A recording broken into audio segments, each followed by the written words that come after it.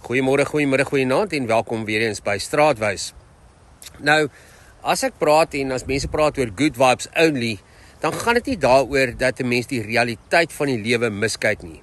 Want party daar, en ek en jy ken dit ook, staan jy net anders uit die bed uit op. Jy het nie beplan om so te voel nie, jy het niks spesifieks verkeerd gedoen nie, maar iets sit skeef binne in jou. Jou bors voel swaar, jou emosies is die mekaar en jy voel bang vir die dag, of jy is dalk net leeg. Moeg nog voordat jy jou dag begin het. Nou daardie dag ken ek baie goed.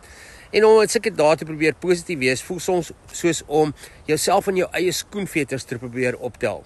Dit werk nie, dit maak seer, dit laat jou nog net meer na 'n mislukking voel. Nou dit sou lekker gewees het as die lewe plain sailing was, elke dag vol vreugde, vrede en lig. Maar dis ongelukkig nie hoe die lewe werk nie.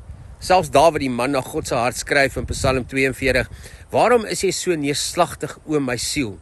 Hy ontken dit nie, hy ignoreer dit nie, hy praat dit raak. Maar hier is wat ons dikwels op sulke dae doen, né? Ons begin selfspraak toepas. En dis nie daardie sagte praat met jouself nie, dis daardie harde, ongenaakbare soort. Wat jy vir jouself sê, kom nou man, wat is fout met jou? Ander mense het dit baie erger as jy, en jy moet net positief wees. En so maak ons die gat net dieper. Ons gly verder af, nie omdat ons swak is nie, maar omdat ons onsself nie hoor nie. So dalk is daar twee dinge, daar's nog baie, maar twee wat ek dink jy eerder kan doen. Die eerste daarvan is, cut yourself some slack. Wees sag met jouself, nie slap nie, sag. Dalk probeer jou liggaam en jou siel vir jou iets sê. Dalk is hierdie gevoel nie 'n vyand nie, maar dalk net 'n boodskapper. Nie dat jy harder moet druk nie, nie dat jy meer moet doen nie, nie dat jy nog moet probeer nie, maar dalk dat jy net moet stop, asemhaal en luister. Jesus sê, kom na my toe, almal wat vermoeid en belas is, en ek sal julle rus gee. Hy sê nie try harder, fix jouself, smile nie. Hy sê kom en rus. En tweedens, moenie alles probeer oplos op 'n slegte dag nie. Dis dalk nie die dag vir groot besluite nie. Dis nie die dag vir selfanalise tot jy nog meer en meer stikkend is nie. Dis dalk die dag om stadig te beweeg, water te drink, 'n bietjie son te kry en eerlik te sê, vandag is nie 'n goeie dag nie. En dit is genoeg. Moderne wysheid sê, your nervous system needs safety, not pressure.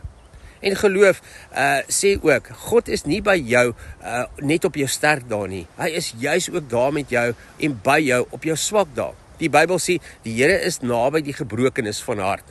So as jy vandag nie oukei voel nie, dis nie 'n teken dat jy misluk het nie. Dis dalk 'n teken dat jy mens is en dat jou siel aandag vra. Good vibes only beteken nie, jy gaan altyd goed voel nie. Dit beteken om eerlik te wees, teenwoordig te wees en sag te wees. En soms beteken dit net, vandag is dit oukei om nie oukei te wees nie. En môre kan weer anders lyk. So ek hoop jy 'n wonderlike dag en tot ons weer saam stap, mooi loop.